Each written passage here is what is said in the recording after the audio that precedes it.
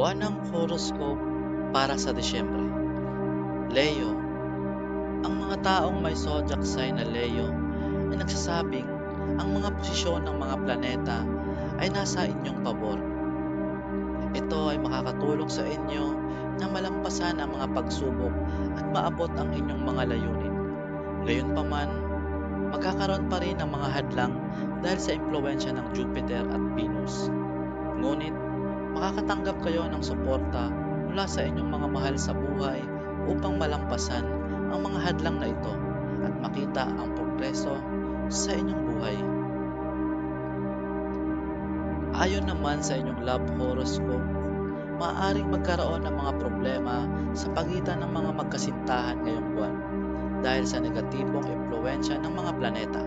Magkakaroon din ng mga sandali ng pagkabahala ang mga magkasintahan ngayong buwan. Maaari itong malutas sa pamamagitan ng pagtutulungan ng magkasintahan na harapin ang mga problema at pag-unawaan sa sitwasyon mula sa pananaw ng isa't isa. Ang finance horoscope ay nagsasabing magkakaroon ng hindi kanais-nais na mga sitwasyon pagdating sa inyong mga pinansyal ngayong buwan. Maaaring malugi kayo sa inyong mga riskadong investment at hindi magdadala ng magandang kita ang inyong mga regular na investment. Ang inyong mga plano para sa pag-angkin ng negosyo ay dapat munang itigil. At ang maayos na relasyon sa inyong mga kasosyo ay magiging tulong sa pag-iingat ng inyong kayamanan. Ang career horoscope ng mga Leo ay hindi magdadala ng magandang balita para sa kanila ngayong buwan. Dahil sa hindi magandang kondisyon ng mga planeta, maaaring magkaroon ng mga hindi pagkakaunawaan sa mga kasamahan sa trabaho na magiging sagabal sa paglago ng inyong karera.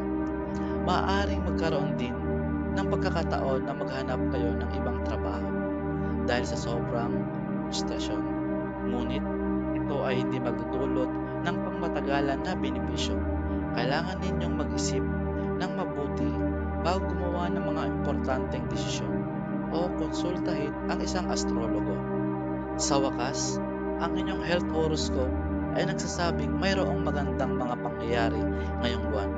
Makakaranas kayo ng pagpapabuti sa inyong pisikal na kalusugan at ang mga paulit-ulit na karamdaman ay maglalaho ngayong buwan. Kailangan ninyong alagaan ang inyong kalusugan sa isipan dahil magkakaroon ng mga issue kaugnay ng stress dahil sa inyong pinansyal at karera.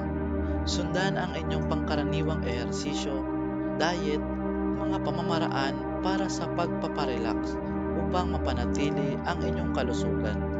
Tip para sa Disyembre: manatili kayong positibo at maganda ang mga bagay na mangyayari sa inyong buhay.